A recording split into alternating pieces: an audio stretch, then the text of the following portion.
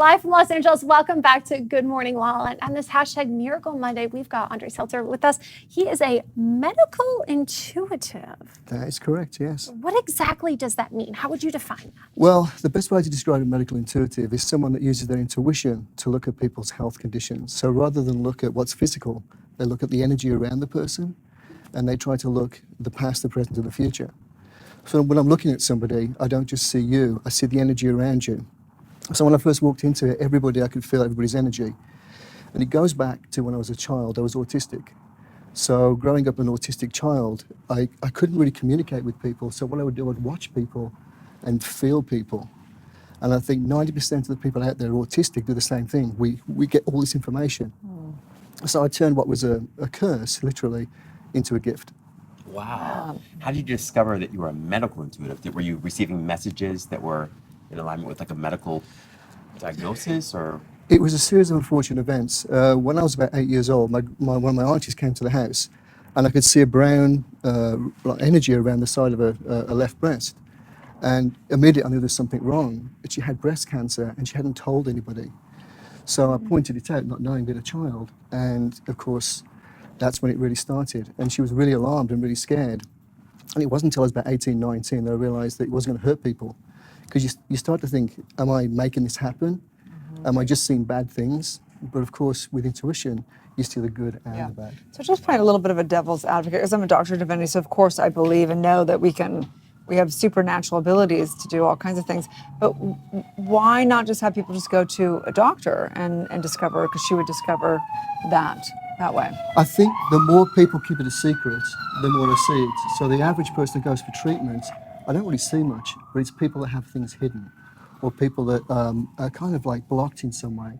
So often people come to see me when they get no other answers. So they'll send people to me when there's pain that they can't find the cause of it. And most pain that I see isn't physical pain. It's more of a spiritual thing. Of course. I mean, that's one thing I've witnessed over and over again when people do their inner work.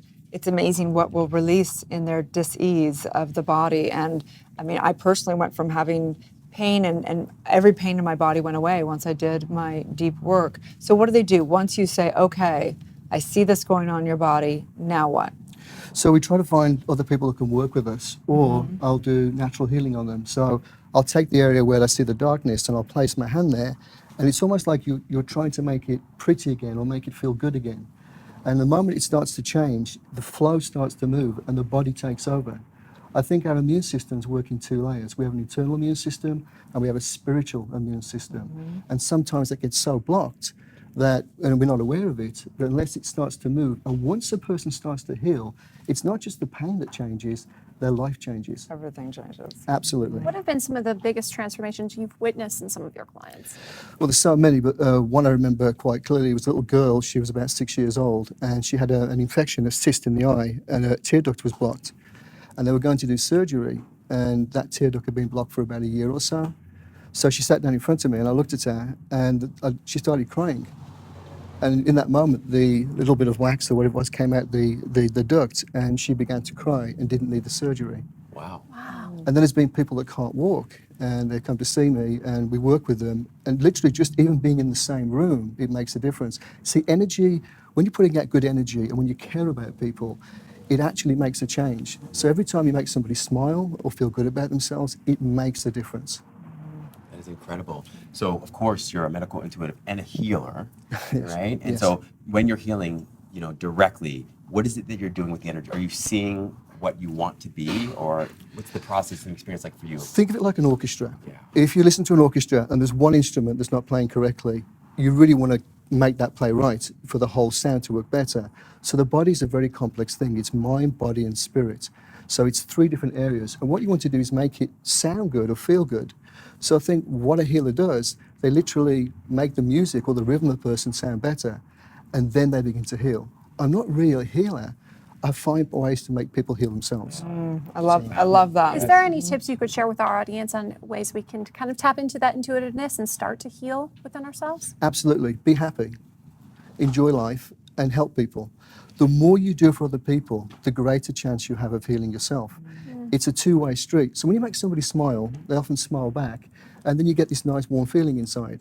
Well, that is energy. So the more you do for other people, the more you help other people, the greater chance you have of healing. Love that. So we're talking today about what we desire becomes our destiny. Do you think that you desired this? Because obviously you probably couldn't have planned it out for it to happen like this, to be an intuitive. I am the worst person to be a healer. I was in construction. Till the age of 21, I did not want to do this. And then one day, people would start coming to me and they'd say, I've got a bad thumb, I've got a headache, I've got so on and so forth. So it kind of grew that way.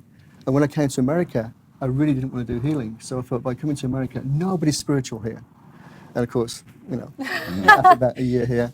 So I think it's something that develops naturally. It's like your talents. You don't really try to do this, you enjoy it. And the more you enjoy it, the greater it looks in front of the camera. Love that. Well, thank you so much for the work that you do and the light that you share. Please tell everyone where they can find and follow you. Absolutely. So it's Ondre.com. That's ONDRE.com. Oh, wow. Love that. Thank you. Ondre.com. Stay tuned. We're back tomorrow. Good morning, LaLa. Thanks.